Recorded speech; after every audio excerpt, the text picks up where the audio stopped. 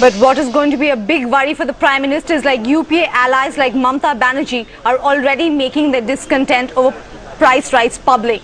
Adding fuel to the fire, Trinamool Party MPs have threatened to resign if inflation is not tackled.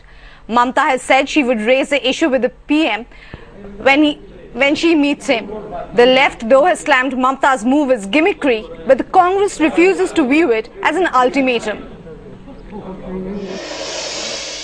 Every time there's a fuel price hike, Mamata Banerjee gives a threat and then life resumes normally. Is this only posturing? The finance ministry is saying that now the oil companies decide the price, that the Prime Minister doesn't decide the price. So if the Prime Minister comes back, is Mr. O'Brien or his party taking this categorical position that if the petroleum prices are not rolled back, they are going to withdraw support from this government? Absolutely. We will tell him exactly what we discussed at the parliamentary committee meeting. That you will walk out. We told our leader. That you will walk out in future? We will, please understand, the ministers have given in their resignation letters and those letters are lying with Mamata Banerjee. What is worrisome for me is that when the Prime Minister tonight was questioned about the concerns of the people of India regarding the petrol price hike, yes, he absolutely in no manner whatsoever chose to calm the fears of the people of the country.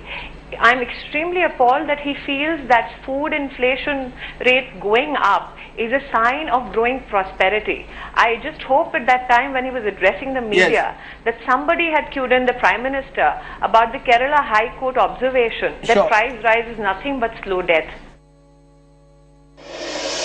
Let me for a moment focus on fuel. The fact is, you decontrol petrol, you don't decontrol diesel. You decontrol petrol in a way in which oil companies don't go by market rates, but all increase at the same time on the same day. These are certain inevitabilities. These are certain situations which have to be borne and the bullet has to be bitten. You've heard what the Trinamool has said today. They are threatening to walk out, saying they are not taken into confidence. Are you worried about it, or do you see it as posturing? Certainly, the form and the manner of words chosen, etc., and the manner of putting it is not something with which I have to express my agreement. Okay. But yes, it's a genuine human concern. Yes. Number one. Number two, I do not read it in any manner as ultimatum or threat.